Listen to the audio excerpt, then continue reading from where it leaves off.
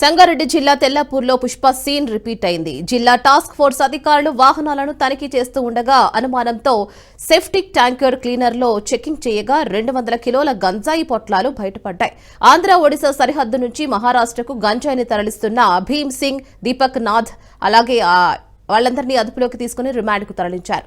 గంజాయి విలువ సుమారు ₹1 కోటి ఉంటుందని అన్నారు. అందుకు సంబంధించిన వివరాలను మెదక్ జిల్లా deputy commissioner of prohibition and excise Harikishan వెల్లడించారు. చాకచక్యంతో పెద్ద మొత్తంలో గంజాయిని పట్టుకున్న టాస్క్ ఫోర్స్ టీంను అభినందించారు. టీంకి తెలిసిన ఇన్ఫర్మేషన్ ప్రకారం సార్ ఒకటి ఒరిస్సా ఏఓబి నుంచి ఒక గంజాయి లారీ వస్తుందని ఒక ఇన్ఫర్మేషన్ ఉంది సార్ అని చెప్పగా కొల్లూరు దగ్గర వెహికల్ చెక్ చేయగా ఒక పాత ట్యాంకర్, సెప్టిక్ ట్యాంకర్ చాలా అనుమానాస్పదంగా వస్తుండే. క్లీనింగ్ గురించి మేము వాడతామని చెప్పారు. అయినా మేము డౌట్ వచ్చి మా సిబ్బంది ఆ ట్యాంకర్ మీద ఎక్కి ట్యాంకర్ను చెక్ చేయగా లోపల రకరకాల ప్యాకెట్లు కనిపించాయి. 8 ప్యాకెట్లు కనిపించగానే అవి ఏం ప్యాకెట్లని వాళ్ళ సమక్షంలో విప్పి చూడగా అది గంజాయి అని తేలింది. జాదవ్ భీమ్ సింగ్ సన్ ఆఫ్ చందర్, ఈయన మన రూప్లా నాయక్ తండా సిర్గాపూర్ మండల్ నాయన్ఖేడ్ వాస్తవ్యుడు.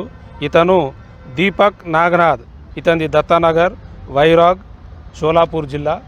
200 కిలోలు 80 ప్యాకెట్లు 200 కిలోలు గాంజా ప్లస్ 2 అక్యూజ్ని అయితే మనం ఫిజికల్గా ఇప్పుడు అరెస్ట్ చేశాము.